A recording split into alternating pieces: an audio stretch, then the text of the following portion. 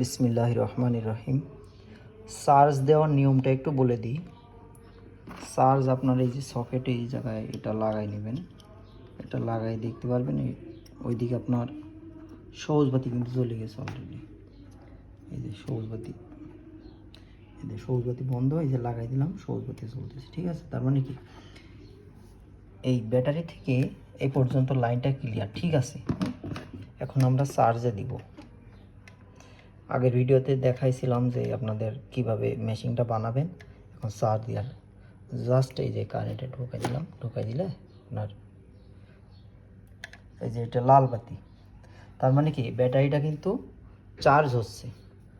এখন এই লাল বাতিটা যখন সবুজ কালার হয়ে যাবে, হালকা সবুজ কালার, আস্তে আস্তে এখন লাল আছে, এটা যখন সবুজ কালার হয়ে যাবে তখন ধরে নিতে হবে, বা তখন ব্যাটারি চার্জ হয়ে যাবে।